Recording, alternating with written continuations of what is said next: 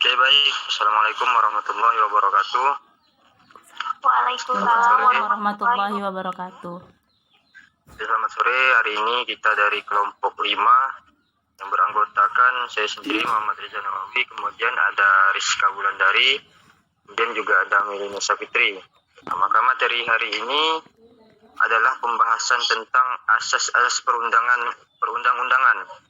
Pertama-tama ini merupakan mata kuliah legal drafting yang diampu oleh dosen Pak Arif Wibowo SHMH.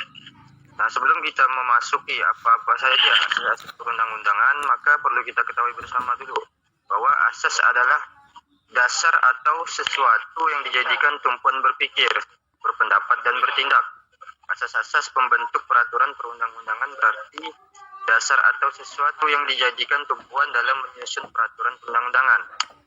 Nah, dalam menyusun peraturan perundang-undangan banyak para ahli yang mengemukakan pendapatnya, meskipun berbeda redaksi. Pada dasarnya, beragam pendapat itu mengarah kepada substansi yang sama.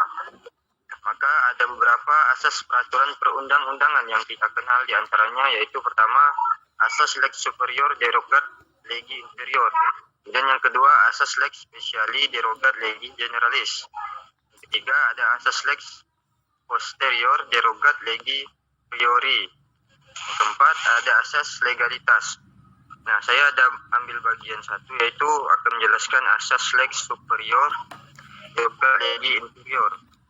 Nah, yang artinya peraturan yang lebih tinggi yang mengesampingkan yang rendah atau asas hierarki.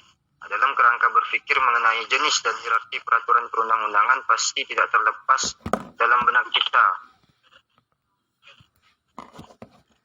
Mengenai teori Stephen Baukarya Hans Kelsen, selanjutnya disebut sebagai teori Aquo.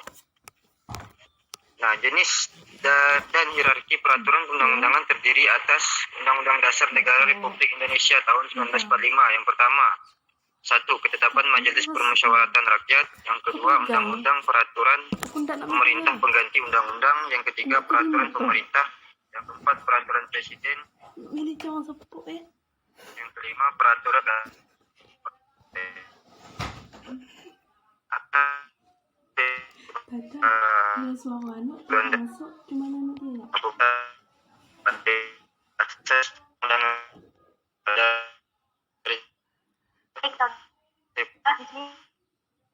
tentang posterior derogat legi.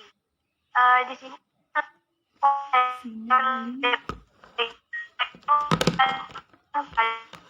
peraturan yang paling baru melumpuhkan peraturan yang lama dan yang tidak berlaku lagi.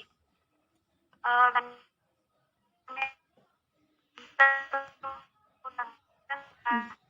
eksplisit yang mencerminkan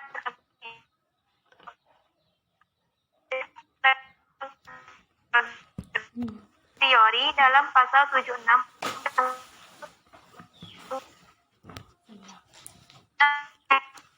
penutup disebutkan bahwa pada saat undang-undang ini, Undang-Undang Nomor 48 tentang pengawasan pendidikan dan pengajaran negara tahun 1960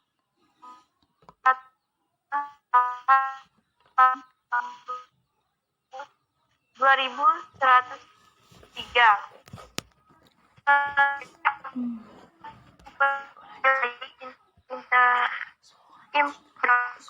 ini yang lebih rendah. Jadi jika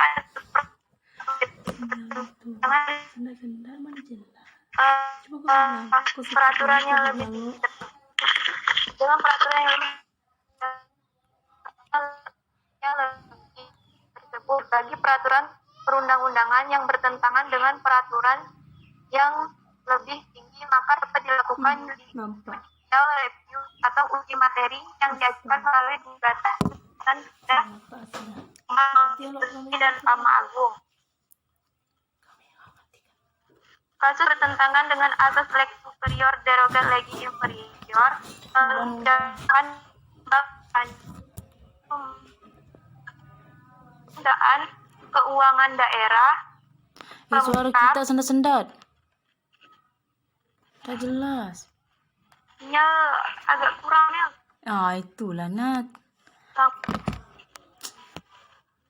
Dalam pengelolaan keuangan daerah Lampung Timur berdasarkan Permendagri nomor 13 tahun 2006 bersikeras bahwa penyimpangan dana APBD di Bank Sri Panca tidak bertentangan dengan hukum. Selanjutnya, saya serahkan kepada Melisa Nurfitri. Baiklah, saya akan melanjutkan dari pemateri kedua tentang asas legalitas. Legalitas itu suatu peristiwa tindak pidana selain dari ketentuan hukum, undang-undang pidana yang mendahuluinya. Asas legalitas ini mengandung 3 arti. Yang pertama itu tidak ada perbuatan yang dilarang dan diancam dengan pidana kalau hal itu tidak terlebih dahulu dinyatakan dalam suatu aturan undang-undang. Yang kedua, untuk menentukan adanya perbuatan pidana tidak boleh digunakan analogi qisas. Yang ketiga, aturan-aturan hukum pidana tidak berlaku surat.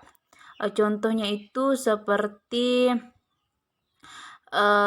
keadilan bagi korban salah tangkap, mereka kembali bisa menghirup kebebasan. Namun fenomena itu lagi-lagi memperlihatkan betapa terjadi keadilannya kedudukan warga di hadapan kekuasaan negara. Bagaimana dalam negara demokrasi dan keadilan kebenaran harus terbuka untuk setiap warga negara. Jadi keadilan legalitas ini berkenaan dengan contohnya tuh kayak orang tuh salah tangkap, bukan pelakunya tapi dia diadili gitu, dia tersangka gitu. Itulah tadi penyampaian dari kelompok 5. Kurang lebihnya saya mohon maaf. Assalamualaikum warahmatullahi wabarakatuh.